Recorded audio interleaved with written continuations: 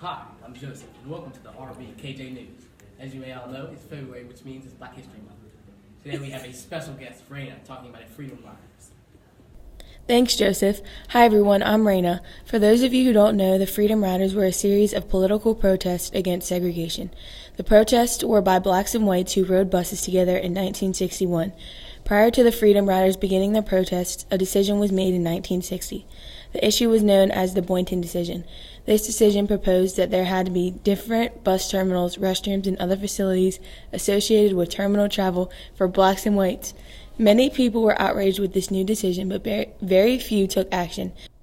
On May 4th, 1961, a group of 7 African Americans and 6 whites decided to get on a bus together and travel through the South, hoping to protest their constitutional rights.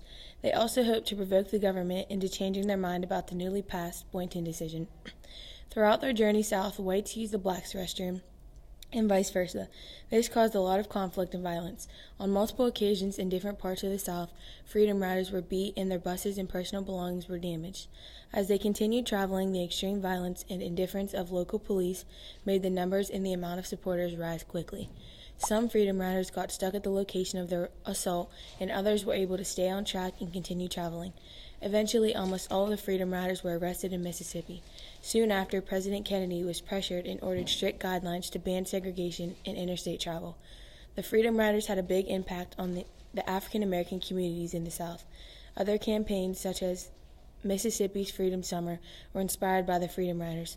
Although the Freedom Riders are not well known and talked about today, they did have a big effect on our country, and travel segregation is no longer an issue. Now back to Joseph for your next guest. Thank you for that story about Freedom Riders. Now we're going to have Kylee talking about Quincy Jones. Thank you, Joseph. Now I'm going to share a much happier topic, Quincy Jones. Jones was born on March 14, 1933 in Chicago, Illinois. He grew up in a small town near Seattle, Washington with his dad, stepmom, and siblings. Jones is well known for his music and great success in the music industry. He started playing trumpet in his teenage years, and that's what started him on the path of fame. Him and his friend, Ray Charles, would play at weddings and other events. From these well-played performances, Jones was offered a scholarship to the school now known as Berklee College of Music. He played with many bands through the 50s and started composing music for films and TV in the 60s. He played with many bands, but he had to stop when he got a brain aneurysm. Although that stopped him from playing for a little bit, he was back up in no time. His next big move was producing Michael Jackson's album Thriller. One of Jones' more famous and well-known songs is We Are the World.